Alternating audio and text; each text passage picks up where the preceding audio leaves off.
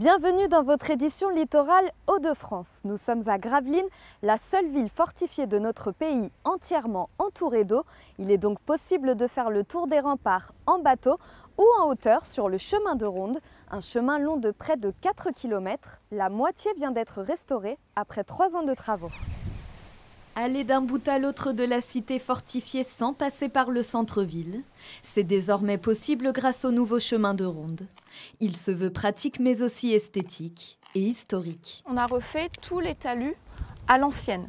C'est-à-dire qu'on imagine à l'époque, quand les fortifications vont être construites, entre 1536 et 1558, on est une ville qu'il faut absolument défendre, on est une ville frontière et on a un accès à la mer. Donc on va aménager tous ces talus derrière lesquels on va mettre les canons. Objectif, replonger les visiteurs au XVIe siècle. Ce muret est en béton mais avec un effet bois pour rappeler les palissades utilisées par les soldats.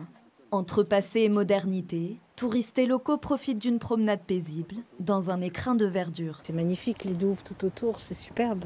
C'est superbe. C'est arboré, c'est vert, c'est un lieu ressourçant. Super, si. Ça donne envie de se balader. C'est très nature, c'est bien vert, c'est calme. La poudrière vient clôturer la balade sur le nouveau chemin de ronde. Utilisé au XVIIe siècle pour stocker la poudre à canon, il aura fallu 1 an pour la restaurer. On va récupérer des briques de sable jaune sur d'anciennes fermes flamandes. On va les amener ici. On va tout renettoyer. On va mettre des joints autour des briques qui seront quasiment à l'identique d'avant. On va les brosser et faire en sorte que la poudrière retrouve sa couleur d'origine. Coût total des travaux, 3 millions d'euros.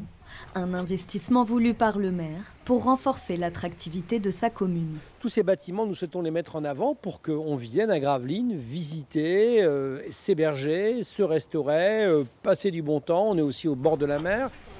Également connue pour sa plage et son beffroi, la ville fortifiée de Vauban est inscrite depuis plus de 10 ans au 100 plus beaux des Tours de France.